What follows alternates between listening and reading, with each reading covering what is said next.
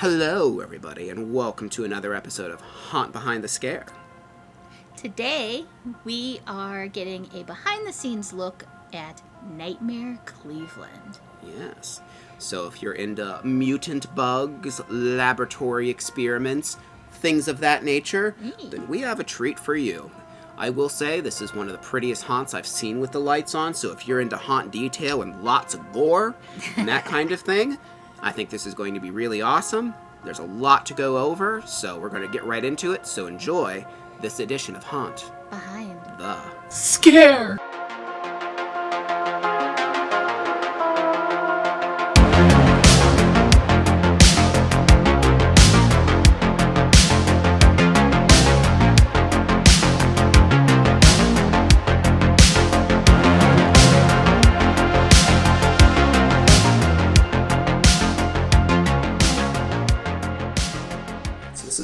first hallway. This is basically kind of part of the cube. Most of the cube's outside, but this is the armory, which they do the laser tag event now, where you get to basically live out your own little video game, your own like little Biotech, Resident Evil, whatever you want to call it.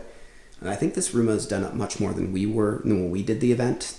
Yeah. It's just loaded. Just the right, bullets all over. All the bullets on the ground. Yeah, I mean, this is something that people probably barely even look at because it's just kind of where they hand you the guns. And then I love they have all these TV screens to really, because again, the whole theme of this place is that you're in an actual lab. Yes, you're going to get enhanced, so to speak. So Right. you're basically going to become a bionic person, and Yep. That's what this whole thing is. That's what they're doing.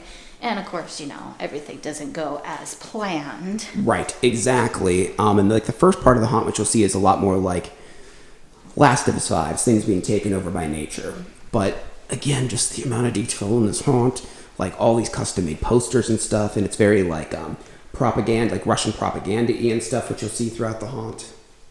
But again, these are things like, look at this. Like feeling old and useless, amazing results. So they're taking you from this old person to this beautiful, young whippersnapper. And again, these are things where you're usually just standing right here and there's usually an actor, and you probably never turn to see these awesome custom posters they made with even their own logo and stuff on it. And again, that's why we want to do this series, so you can see all of these amazing things. There's a lot of these mannequins you'll see throughout, and they're unnerving because, of course, there are no actors in this. This is a list of lights on tour to show you some cool stuff. But when there are actors, this is probably the one place that is the hardest to tell what's a person and what is not a person. Here's a really cool, just creepy corpse thing, which there's lots of. Now this is one thing. Now we're going to try, and again, all the lights are on, so this isn't how this place would normally look and stuff like that. But what's really crazy is how good it looks with lights on. Right. So this is a beautiful hallway. I mean, and this is something that we really like that happens in this and Chippewa. If you look down the hall, you will actually be entering on that other side. So you re-enter some of these rooms, which really gives it this place of feeling. Yeah, it's like a little hub that you just keep going back and forth in, and it does give you this feeling of this as actually like a working place. Yes. And it's just a great feel and great idea. Yeah, absolutely. And another theme you'll see is flesh eggs. Ew. They love the flesh eggs here. So gross. But yeah, I mean, even the detail of the plants just coming out of this little box and Right? stuff like that. Just the amount of greenery that's in this room overall is just awesome. All right, so my name is Vaughn McCann. I own Nightmare Cleveland. I also own Chippewa Lake Slaughterhouse, but today we're here in Nightmare Cleveland. You're asking me what got me involved in the haunt industry. It goes way back to as a kid. My mom used to take me to the local haunts, Hudson and Akron Schoolhouse, and we even had a couple small ones when Bloodview first opened up. And I'll tell you what, I was pretty scared to go through those things. I remember crying, get outside, and Mom would say, "All right, you ready to go home?" And I'd wipe my tears, and I'd be like, "No, let's go back in." And she's just like, "You're kind of weird." So, but I'm just that person. No, I'm in the construction industry by trade. If you came into my house, you wouldn't even recognize that I was in the haunt industry. I don't have haunt stuff plastered all over the place. I don't have horror stuff all over the place. It's just, it's always been just a thrill. I think it's a very entertaining industry. it's a big industry. So, but yeah, that's kind of what got me interested into it, is just at a young age, always intrigued by it and the entertainment value of it. So the second location, we decided to start a second location here. I always wanted to own a couple. Obviously originally having the first one, after going to all the haunts in the local area, I just thought there's something missing in these. They're great. They're scary, they're bloody, they're this or that. They have clowns. There was a lot of assortment, but I always felt that it would be really cool to do a haunt that's just really themed out, like just from start to finish, really bring people into that world. Like, hey, I'm going into somebody's crazy mind, the way of living or whatever they're, where they, the property that's haunted. So when I found Chippewa Lake Slaughterhouse, the first haunt, I stuck with the theme down there with the Carver family and created all that. And then I thought, you know what, I would love to build another haunt, something more in a populated area up here in Cleveland, and try and pick up that volume of people that, go to these haunted houses. A lot come down to the country, but there's not a lot to do else out there in the country. There's more to do up here in Cleveland. So we found this location and started gutting it. It's the old B.A. Sweeties warehouse, and then there was also a party center here. So we came in and gutted it, took up the whole basement floor of the building, and this was completely gutted. So we had all open floor space. So everything you see in this haunt, compared to Chippewa, this has been completely built up. So this was quite the project. Turned into a 2-year project. More from we did it during COVID, worst time to build a haunted house. The materials were ridiculously expensive, excuse me. So ended up taking me 2 years to build this one. So, but it went good. We opened up the first year, half open, and incredible turnout. People loved it. They loved the laboratory theme. And so this was something that we feel with the laboratory idea, you can always change it. Experiments change. You're always doing something different. So God knows the population, people that come, the customers want change, they want new, they want to see different. So at least we have that opportunity in the future to change it if we want to. So I'm going to bring your attention to this first piece in one of the first couple rooms that you'll enter in the haunted house. This is all completely handmade. None of this was purchased from an artist outside of the industry. My team that consists of my son Gavin that runs the Nightmare Cleveland up here, and then we have Drake, Brian Dembski. A lot of people know Brian Dembski in the industry, and this is his piece. We have a fellow by the name of John that does our technical and lighting and sound. And then we just brought on a couple of new people that are familiar in the industry, or people know them as Pappy and Marilyn. So, but this piece was handmade by Brian. Gorgeous piece. It took him quite a while to do it, and there's a number of other pieces throughout the haunt that he built. This is what makes the haunts. You go to the haunt conventions in Trans World and you spend so much money on these pieces, and if you're lucky to be someone like myself to find somebody in the industry and bring them in and have them part of your team, or you're extremely lucky. So, and I know I am, but yeah, this piece is gorgeous. A lot of these pieces he's been responsible for. Yeah, so. Absolutely. Man, just like the stuff it's like made out of. Yeah, because again, original table. Original operating table, and then he just started putting components and computer pieces, parts on it, and then took a regular latex body and just started to detail her from there. Yeah, that's crazy. Well, that's what's awesome too. That's why I wanted to do this as well, because we've been through this. I don't know how many times. Like I've seen this, but I've never seen it. You know what I mean? And like all that work goes into this stuff, and just like the details with the plants actually coming out of her arm and stuff it's really like that. Cool, It's just really fantastic. Yeah, very a visionary man. And he's just got great talents. Yeah, for sure. And that's what's cool about this industry, is that just let your mind go. You know what I mean? If you think you've thought of it and somewhere along like this would be really cool, build it.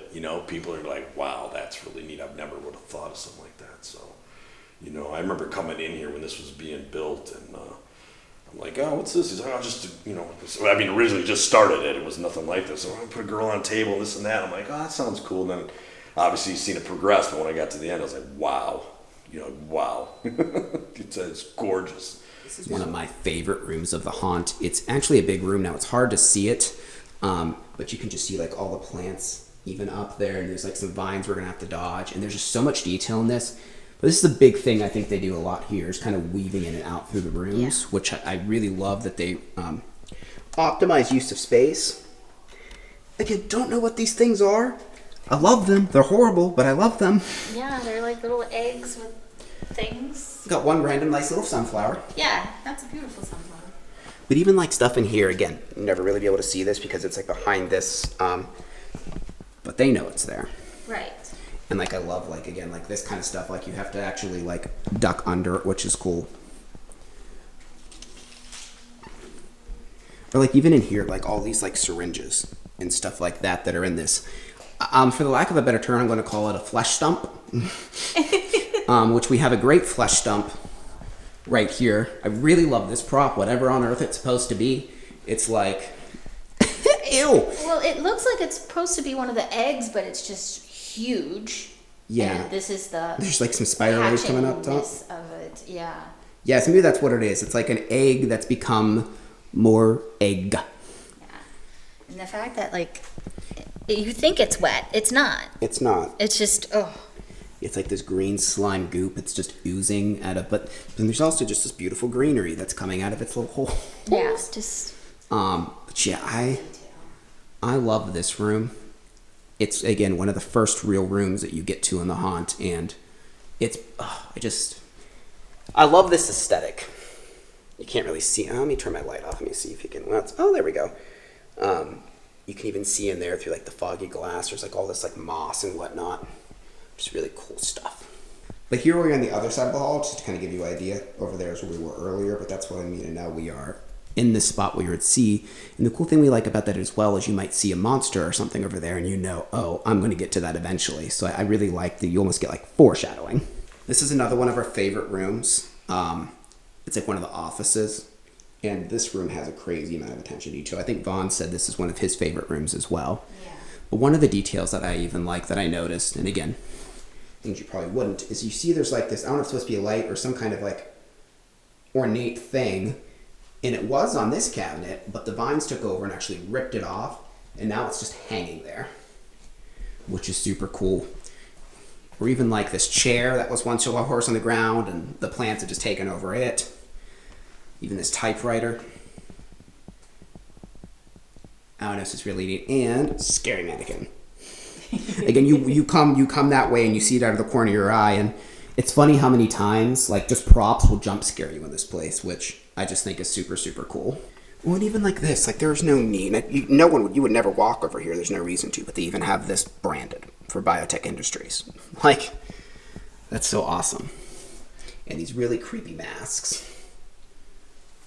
There's like a fake tarantula in there. And then like, yeah, this too, and one of the posters, it kind of is more of that like propaganda kind of thing. So we tried to do the laser, or we're currently doing the laser tag event this year. Fear Columbus does that. We've known other haunts to do it, so we're giving it a shot here. It's a lifelike game experience. Putting something like that together, it's a necessity. We need an additional income during the year, other than just haunt season. It doesn't attract a typical haunt base group of customers. It's more of a different type of customer that comes to something like that. You do get a lot of your gamers. And then we also try to offer, we did the Christmas show, which the downside to doing a Christmas event, although we did make a couple bucks on it, it takes a lot of time and effort to put something like that together. You know, it's a couple, 2-3 weeks of putting up lights right after haunt season, and then you're only talking about possibly a couple of weekends at best to actually have the event, because with the holiday itself, you're in between Thanksgiving and Christmas and New Year, close to New Year's, that there's so many other activities going on that people aren't really looking for that. So that's a tough one to do. I don't know how much more we'll do with the Christmas events. That's going to be kind of a hit or miss. Now that we have the laser tag in here, we might incorporate one weekend around the holidays just for something to do for those few people that are looking for something else to do, date night, take the kids out because they're out of school. But yeah, putting together events outside of the haunt industry itself is it's very time consuming. It's very tough to do. Another one of the rooms, it's one of my favorites, and Vaughn said it's his favorite too, is this room. I think they call it the brain room. Because, like, I think everyone's, like, hooked up to these TVs in a way. Like, if you look at this prop here, there's all these wires, and they're going into her head, which is gnarly. And then they're all going up into these TVs. I don't remember exactly what displays on the TVs when the haunt is actually on. But, yeah, that's super cool. And just like this guy over here, he has the tubes going into him as well. Ugh. And again, just everything has this layer of grime. Like, there's pretty much nowhere you can look where things aren't, like, insanely detailed out. Because they, some of this stuff is completely handmade, the props and stuff, but some of it, they get, but just the way that they blend it into the environment is so much better than we see at a lot of places. I mean, even down to just these awful socks that they put on her. Just the set dressing and like making sure that they look like part of the environment, which you will see more later with some of the really gross stuff that comes later. This room in particular, I really, really enjoy. Had a lot of involvement in this one particular too. Also, Brian Dembski that's on the team I've mentioned, came to me and said, "Hey, we need a bath. We gotta find a way to do a bloody bath. I just need one of your guys to do, frame it, wood, this and that." And I was like, "No, I'm gonna do it in concrete." He's like, "No, you just need wood. No, nobody does it in concrete." I'm like, "I do. Everything I do is as real as it can be. All the doors are metal, true metal doors that are welded. This is solid concrete. Got a little bit of fill in there underneath, but so I came in here, I had it poured, and he come in and was like blown away that I would go that far to do something like that. And then he took off after and just turned it into a masterpiece as far as I'm concerned. And then we dropped the beam down, and we even broke a bunch of concrete out at the corner over there. So oh yeah, I know a few where like the beam would have hit. Yeah, so I know a few rooms ago you were mentioning, which we didn't talk about on the camera, but the detail. You don't see the detail in a lot of these haunted houses until the lights come on. God, we would love for people to walk through here and take their time and enjoy all this hard work. Trust me, we would. There's a lot of blood, sweat, and tears in everything we do. But unfortunately, that just eats up time, and I know everybody knows that, and it just forms all those lines that people get upset about. Most of the time, I think when people come to our haunted houses, Chippewa Lake or here, Nightmare Cleveland, and they get upset about that, somebody chasing that, getting up into their group or them catching up to a group, they're just so upset about the experience has been ruined for them. It's not, and it's not necessarily they didn't see a scare or this or that, but it's just they didn't get a chance to enjoy that particular room or those rooms, in their own little group. So I've had people come up to me and say that. They're like, "We're not mad about it. We're just upset that it ruined our experience because it was so beautiful to be there." You know? And I'm like, "Thank you for that. I'm sorry that happened. I wish I could, do a couple groups a night. That would be phenomenal, but that unfortunately doesn't pay the bills." That you'd be watching, and I think they do interact with the haunt, he said, in some way, which is really cool. This is one prop that I always really, really liked when we come through the haunt, is this, it's supposed to be a baby, it's obviously a baby doll that they did experiments on, but then also, and again, I don't know if it's purposely this way, but it kind of paints a picture. This is a little dark, but there's this woman over here who has a wound in a spot that a child might come out of, and there's also this diagram on the wall of a pregnant person, and then you of course have the baby and a diagram of the baby behind it. So just again, really kind of morbid and creepy details, and like they even have like a bookshelf and stuff like that up here, and more of those plants and whatnot. So just coming from a standpoint of how things are built and what's real and what's not, in this room and pretty much all the offices and some of the laboratories on the other side, this is all handmade. This is not, cheap lumber or anything. There's layers and layers of heavy wood on this. You can stand on this. It's like a stage. Cabinetry's all handmade, all wood. Even all the borders and the corners. There's a lot of extra woodwork in here that's not, it's not fake. It's all real. We joke at this place that if let's say the haunt industry decides to dry up a little bit. Well, we could probably turn around, clean this up, and rent it out as a laboratory. We probably could. I mean, so, yeah. Yeah, again, attention to detail. You're in here for a few seconds. You walk through these rooms, but with the right lighting, it's a necessity. It just makes it that much more real. Another one of those beautiful hallways that we described. And again, we're not showing a lot of like the different rooms and stuff, or even all the detail. Just up close to a lot of stuff you wouldn't see, but there's so much. This is a hallway that I really enjoy because the tubes kind of just continuously get lower and lower to the point where, unless you're Kim, you have to kind of duck down when you get here and you go through a little hole in the wall and comes to the man's bathroom, the male bathroom. Yeah, see, I mean, it kind of touches her head though. She won't have to duck, but it touches a little bit. But yeah, here you have the male bathroom, where of course people will be hiding behind those curtains to get you. And we're still in the men's bathroom continued. This guy is just, the amount of plants that are coming out of his mouth. He's going, boo! It's going up. Again, very Last of Us vibes, which I love. Oh, look, a little meat egg. Or flesh egg, sorry. Oh yeah, there's a couple of them. Yeah, I didn't even notice those before. Which, of course, he said is kind of like alien inspired. Makes sense. I really like whatever the heck this thing is supposed to be. Yes, buddy, there's a face in your face. I don't know what's going on there, but I love it.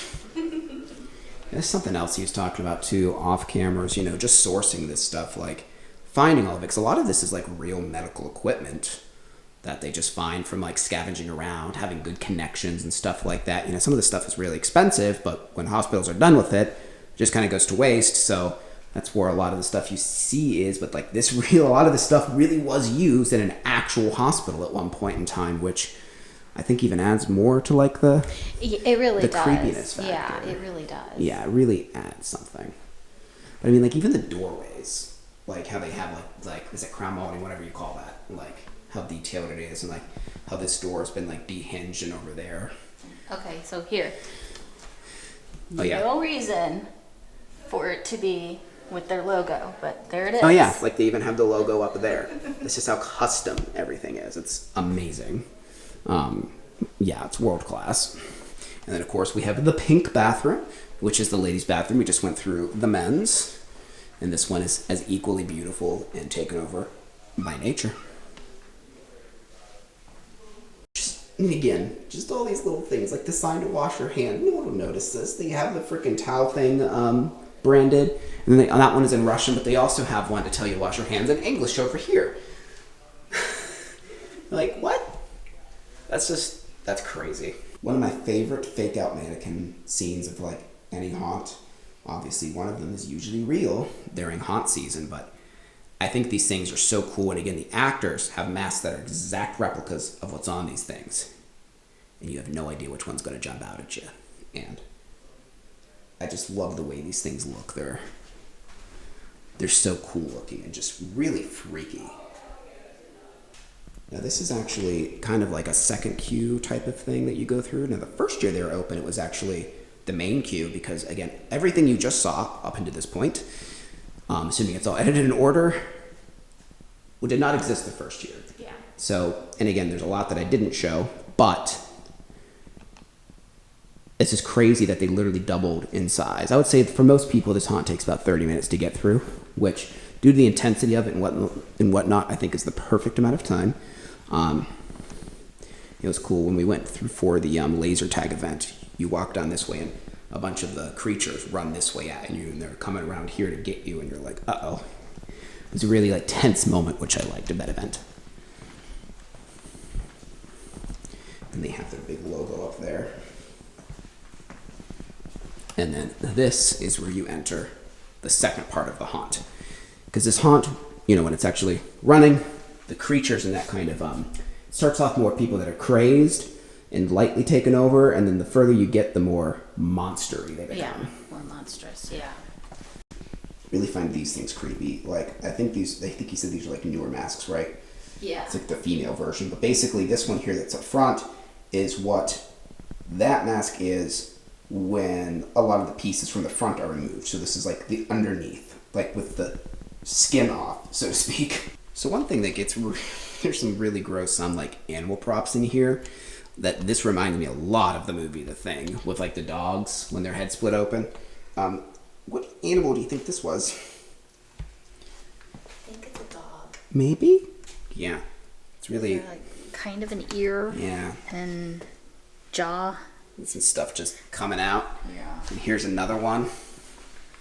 And again, they even look more convincing and upsetting when the lights turn on, because you can't really tell as much that they were made from a stuffed animal. Because you could see, like, this, you can actually see that it's sewn, you know, but then, like, even like this, like, it's probably a real skull that's put in there. And then this next section is always really creepy.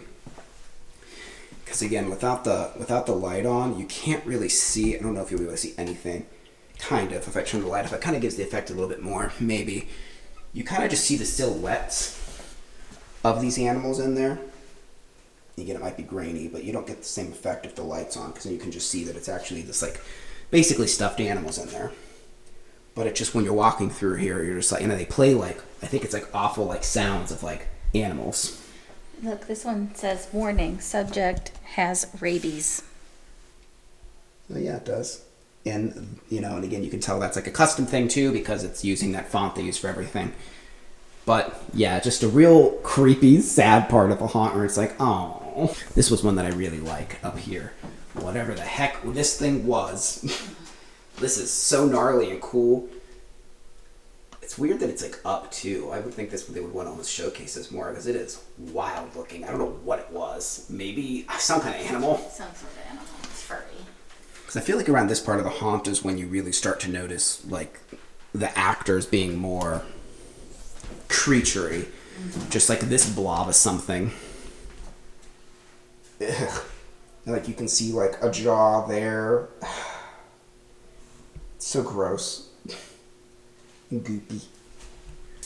Like what? You're like, what was it? What is it? What are you? Oh yeah. Ew, yeah, like look, even on the floor there's like all these like syringes and stuff. It just looks so gross in the best way possible. And like even like the wall, like, and this is where they would like, you know, enter their information and stuff like that. And here's a room with some creatures that I believe he said they made most of these, right? Or at least took something and altered it. Like this thing. Because again, also at this point, a lot of the people are like becoming like more bug people. I always thought this one was pretty cool. It has like this almost like bee stinger at the end. Really gross. Just like all its flesh is just pulled and just gnarly. So this is one of me and Kim's. It might be my favorite room, and I like to refer to it as the meatball room, because there's this giant ball of flesh meat, as one might say, and there's just these tentacles that just go up, and it is so disgusting, and I love it, and you kind of have to, you know, walk here, duck under the whatever the heck's going on there. There's a control panel that does something. Like even this, look how gross it is. Like this. Ew, I don't know, but it's awful and I love it. It's like veins or something. It's like the meatball is trying to take over even more of the room. I mean, it's already connected to these people who are turning into bugs. And you even got this over here, whatever this is. And again, I love how a lot of these props, like, they're kind of the same throughout, but different to like tie in the overall theme that whatever the substance is taking over. But it even goes up the wall. But yeah, this is one of my favorite rooms. When you walk in here and it's all lit up and the actors in here, it's just gross and awesome. So the biggest challenges in the haunt industry, I feel, I think this pertains to multiple businesses, and it's just human interaction, customers. That's definitely been the hardest. When I grew up going into a haunted house, you liked it, you talked about it. You know, you're not spreading it around on social media in a negative way, whether maybe you don't like the owner, maybe you don't like an actor that's there, so you're spreading rumors somehow that just aren't true. So customers make it the toughest challenge. I don't think a lot of people realize and again, I'll keep coming back to this review thing, 'cause that's just the life, you know, that's the world we live in now. It's our lives. Everybody's a critic on everything. You don't understand the amount of time, energy, stress, money that goes into building something like this. This was not here. Right. This did not exist. This had to be built. I have a day job. So, you know, again, coming back to Chippewa, I remember there were nights I slept at Chippewa Lake Slaughterhouse. I'd be working all day, go down there, sleep a little bit, work on the props and stuff in there, and then go back to work the next day. So I've done some crazy hours down there. Same thing up here. It's nights after work, weekends. The guys did their thing during the week. People don't understand that. There's a lot that goes into this. This is, you know, it's not back in the day growing up, they found an old house. Before they tore it down, they're like, hey, let's charge $7 and throw everybody through there and put some blood in the walls and stuff, you know. And it was scary. As a kid, it was scary. But I'm walking up a step thinking I'm going to fall through the step. And who knows? They probably didn't even check the steps back then, you know. You know, now you got sprinkler systems we have to follow. Now you got audible, you know, fire alarm systems that, you know, have to be certified every year. You have to do, keep up with all the codes. And, you know, it's not like back in the day. So a lot has changed in the industry. I've seen it change. I'd say, yeah, the biggest challenge is dealing with customers nowadays. You know, we enjoy them. I mean, they come out. I love the ones. You know, I'm an actor. I love getting that scare. You know, that's what boosts me for the next one is seeing that person petrified, running into a next room. They don't even know what's on the other side. And boom, they're running into a wall or something. But they're screaming, they're crying, they're laughing, that's fun. You know, I really enjoy that part of it. So. But then you get some people who just want to kind of walk through and be like, yeah, this is okay. There's a lot of work that went in there. Just at least enjoy the value of it, you know what I mean? And just be like, hey, there's a lot of work that went in there, but I wasn't scared. Okay, cool. Good for you, you know, that's good. Thanks for coming out. I appreciate you. Another really gross room, and just another example of how things just blend into the environment. It's just this pile of flesh and people and bones. I just love because this room is like an open room, and you just have like this, just walk around this, and there's usually, of course, you know, people come in and scare you, and you're just like, I don't know what that is, but I want it away from me. Ew. Just a quick little like behind the scenes look. This is actually the meatball room there, where an actor could give you a scare, and then, you know, just a cool thing, she could also run over through this hole, which is connected right there when you come all the way around, and be able to scare you there. Just a good example of like good haunt design that, you know, people generally don't actually get to see. I found an egg that's actually open and hatched, and there's awful things coming out of it. Look at it. Yeah. Because like right beside it, there's also like I'm going to call it a cultivator for them. And this is just kind of a fun room with like control panels and stuff like that, in like tubes with things inside. Another example of just an awesome long hallway. Usually there's some of these rooms we're not going to go into, but I love like the walk up to this because there's like this big guy, and it's really cool when this is like lit from behind, because I don't know if it's going to come out on camera super well, but the way they have the cobweb spiraled, and when there's like actual lighting behind it, is super cool. I mean, it's cool to see it with the lights on too, but just the amount of like work that they had to put into actually just getting all of these cobwebs to like spiral in such a way. And of course, they refer to him as Spider-Man. And the fun little detail on him is if you actually look, there's some claws emerging from this boot. Which if I can get to focus, yeah, there we go. I guess I am a horror freak by nature. I enjoy horror films. I remember when I'd have been 6 years old when Texas Chainsaw Massacre came out. And I remember my father was watching it on home on probably VHS or Beta or whatever, and I'm hiding in the corner behind him. I was supposed to be in bed, and I'm watching the movie, and I was shaking. I was just freaked. I couldn't get away from it. I had to watch it. You're intrigued, you know. And I remember my dad it was probably a little bit past halfway through the movie. He didn't even look at me. He just gently said, "You should probably get to bed, son. You're not going to sleep tonight." So I was like, "Oh, he busted me." So I remember running out of there and going upstairs, and sure, I couldn't sleep all night, but. And then my mom started taking me to little haunted houses back then, you know, the staples in the industry around here, you know, Hudson and Bloodview when they were first getting started and stuff. So, But yeah, I just always had an interest in it. I think, I mean, look at the horror industry, horror movie industry. You know, it's a big industry. A lot of people are intrigued by that. You know, we have a blood and people dying fetish, I guess. So we, you know, there's just something about it that draws you to it. But I would say that's the biggest reason for getting into it. I love to create stuff. I loved sitting down with people in the industry and talking about different ideas, and I just feel myself continue to build on everything we talk about. So you know, we may talk about a couple ideas and it doesn't stop there. I will go and think about it for days and days and make more of it, you know. So yeah, so yeah, that's what intrigues me in the business. What's your favorite horror movie? Yeah, it's going to be Texas Chainsaw, the original. Chainsaw? I don't really care for. Yeah. I'm not a big fan when they start to redo them and bring them more modern. And, you know that. I mean, I can't find anybody that wouldn't like that if they haven't seen the very first one. The way it was videoed and the production on it, and it was as real as it can be. You know, so yep, definitely one of my favorites. For sure. I love looking at the amalgamations in this place, and it's such a privilege to be able to walk through here and just be able to like take our time and look at these things. Yeah. Because there's just some really gnarly stuff in here. Like there's this guy who has like crab legs coming out of him. That head over there that has, well, I don't know, claws coming out of it. This leg that I don't know why that leg's up there, but it is. That leg.